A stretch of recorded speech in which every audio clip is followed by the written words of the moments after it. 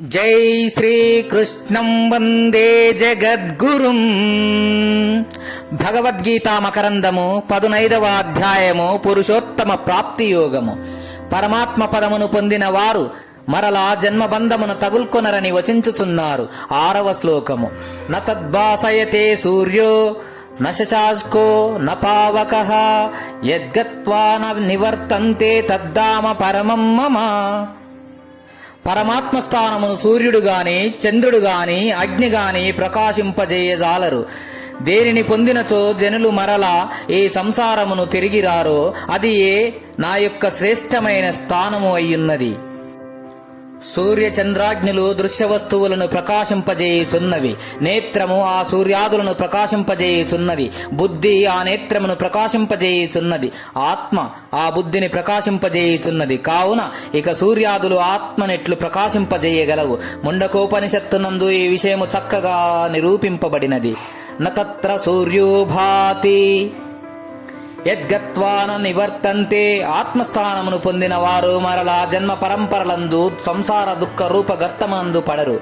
బ్రహ్మాండమునందు ఏ లోకమునకేగినను మరలా తిరిగి రావలసినదే, మరలా జన్మింపవలసినదే. దుఃఖమునంతము చేయగల శక్తి దానికి లేదు.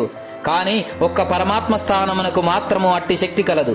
దానిని పొందిన వారు తిరిగి రారు, మరలా దుఃఖప్రదమగు ఏ సంసారమున జన్మింపరు.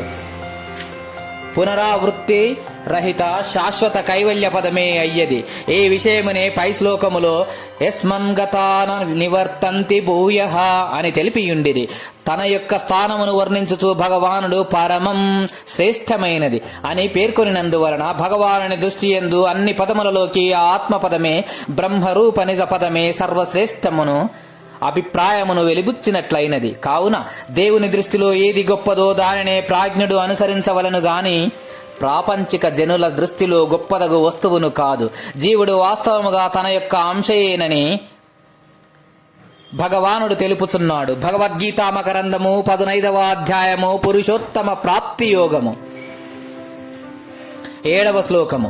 మమైవాంశో జీవలోకే జీవభూత సనాతనః మనస్యశ్చానింద్రియాణి ప్రకృతిస్థాని కర్షతి.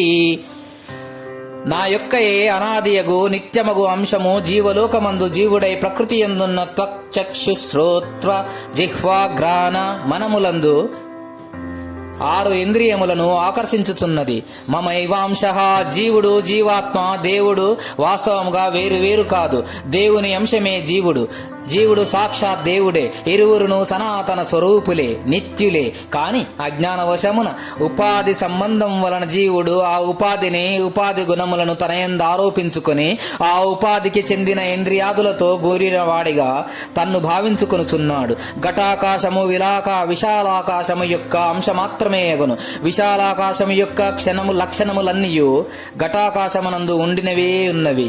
అట్లే పరమాత్మ యొక్క సనాతన సత్వమును జీవుని యందు జీవాత్మ యందు కలిగి ఉన్నవి. ఎప్పుడు జీవుడు తన ఉపాధి భావమును వీడి నిజ రూపమును స్మరించును అప్పుడు అతడు సాక్షాత్ పరమాత్మయే అగుచున్నాడు.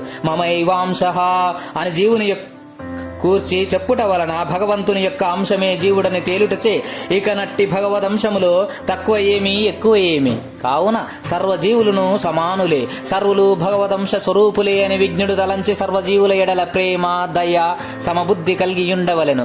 భగవానుని ఈ వాక్యములచే జీవులకు పరమధైర్యము లభించుచున్నది. ఏలయనగా ఇంతవరకును అజ్ఞానముచే తాను బద్ధుడననియు అల్పుడననియు దుఃఖుడననియు తలంచి ఉన్నవాడు ఈ వాక్యములచే గొప్ప ఆశ్వాసమును పడేచున్నాడు. తాను వాస్తవముగా అల్పుడు కాదు, జీవుడు కాదు, నశ్వరుడు కాదు. తాను సనాతనుడు, సాక్షాత్ పరమాత్మయే తాను. మాయావశముచే ప్రకృతికి లోబడి భగవంతుని మరచి ప్రకృతి స్థలములకు ఇంద్రియాదులతో కూడి కాలక్షేపము చేయుచున్నాడు. వానికి ఆకర్షితుడు అగుచున్నాడు. కర్షతి. ఆహా, ఇది వరలో అజ్ఞాన కాలమున ఎంత గొప్ప తప్పిదము ఆచరించుచుండెను.